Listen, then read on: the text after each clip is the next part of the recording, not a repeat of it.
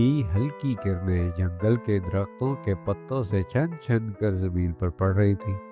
ایک دور بڑی سڑک پر دینو نام کا ایک جوان ایک مسکراہٹ لیے چلتا جا رہا تھا۔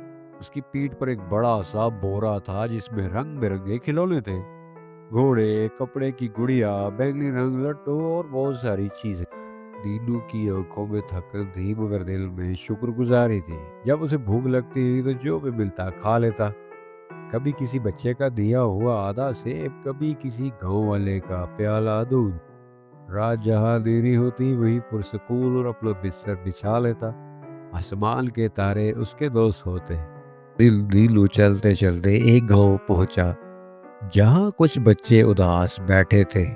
ان کے پاس کھیلنے کو نہ تو کھلونے تھے اور نہ ہی وہ ہنس رہے تھے۔ دینو نے درخت کے نیچے اپنی پٹاری کھولی اور بولا، آؤ بچوں، یہ مسکراہٹ والے کھلونے ہیں، جس کے پاس پیسے نہیں ہیں وہ مسکراہٹ دے دے۔ تمام بچے ہنس پڑے۔ تمام بچے اس کے ارد گرد جمع ہو گئے۔ دینو نے سارے بچوں کو ایک ایک کھلونا تھما دیا۔ پورا گاؤں جیسے جاگ اٹھا، کیا کہے، شور، رنگ، سب ایک ساتھ۔ اس دن دینو نے کچھ کم نہیں کمایا مگر وہ خوشی جو اسے ملی وہ سب سے زیادہ قیمتی تھی۔ اگلے دن تیز بارش ہونے لگی۔ دینو کے کپڑے، کھلونے سب بھیگ گئے۔ وہ جنگل کے کنارے پہنچا تو ایک ٹوٹی پھوٹی پرانی جھونپڑی نظر آئی۔ وہ اس کے قریب گیا تو دیکھا جیسے صدیوں سے یہاں کوئی نہیں آیا۔ کھڑکیوں پر جالے، اس کے اندر فرش پر دھول جمی تھی۔ دینو نے اندر جھانکا تو بولا، کتنی پرانی یادوں والی جگہ لگتی ہے، شاید یہاں کوئی برسوں سے نہیں آیا۔ وہ وہیں رک گیا، کھلونوں کو اندر رکھا اور پہلی بار دل میں خیال آیا کہ شاید اب میں کہیں ٹھہر سکتا ہوں۔ اپنے سر پر چھت کا احساس نے اسے اور مطمئن کر دیا۔ اس نے تھوڑی سی جگہ کو صاف کیا تاکہ وہاں سویا جا سکے اور ایک سائیڈ پر ہلکی سی آگ جلانے کی کوشش کی اور آگ جلا کر وہ وہاں پر لیٹ گیا۔ اگلی صبح جاگا تو سارا منظر صاف ہو چکا تھا اور وہ گھر اسے اپنا سا لگنے لگا تھا۔ دینو نے اس جنگل کے گھر کو آہستہ آہستہ ٹھیک کرنا شروع کر دیا۔ پہلے مرحلے میں اس نے ساری صاف صفائی شروع کی، پھر جو ٹوٹ پھوٹ تھی اس کی مرمت کی اور چھت کو ٹھیک کیا۔ اب گھر کی مرمت پوری ہو چکی تھی۔ اس نے دیکھا تو گھر اب رہنے کے قابل تھا۔ اس نے سوچا کہ اب کچھ نیا کیا جائے۔ وہ گاؤں گیا اور منڈی کے کنارے ایک چھوٹا سا کھلونوں کا ٹھیلا لگا لیا۔ وہاں اور بھی بہت سے دکاندار تھے تو وہ لوگ خریداری کرنے کے لیے آتے تھے۔ کھلونوں کے شوقین بچے دوڑتے ہوئے آتے، گاؤں والے اس کی محنت دیکھ کر تعریف کرتے۔ دینو کے کھلونے گاؤں کی پہچان بن گئے۔ ایک رات اس گاؤں میں ایک چور گھس آیا۔ اس نے دیکھا کہ ایک سٹال ہے جس پر بہت سے کھلونے پڑے۔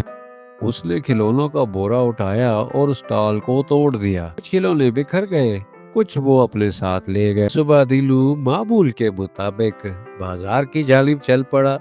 جب وہاں پہنچا تو اس کا سٹال ٹوٹا ہوا تھا۔ اپنے سٹال کو ٹوٹا ہوا دیکھ کر وہ خاموش بیٹھ گیا مگر مایوس نہیں ہوا۔ وہ بولا، اگر قسمت نے سب چھین لیا ہے تو محنت پھر دلا دے گی۔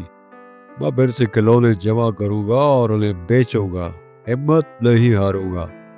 پھر اس نے اگلے دن بہت سے کھلونے بنائے۔ اس کی محنت اور سچائی نے پورے گاؤں کو متاثر کیا۔ اب گاؤں والے بھی اس کی مدد کرتے تھے اور کچھ ہی دنوں میں دینو اپنی اصل جگہ پر واپس آ گیا۔ اس کھلونے والے کا کاروبار اب چلنا شروع ہو چکا تھا۔ وہ جو بھی کمائی کرتا کچھ خرچ کرتا اور کچھ اپنے گھر پر سنبھال لیتا۔ اب کچھ ہی مہینوں کے بعد دینو نے ایک دکان لی۔ اس کی دکان میں ہر طرح کے کھلونے موجود تھے اور لوگ انہیں بڑا پسند کرتے تھے۔ اس کے کھلونے ہاتھوں ہاتھ بک جاتے، جو بھی لاتا سب بک جاتا۔ دینو کھلونے والا اب ایک مشہور آدمی بن چکا تھا۔ صبح سے شام اور پھر اگلی صبح سے پھر شام دینو کا کام چلتا رہا۔ دینو نے پورے گاؤں کے بچوں کے چہروں پر مسکراہٹیں بکھیری۔ اس کے رنگ برنگے کھلونے بچے بہت پسند کرتے تھے۔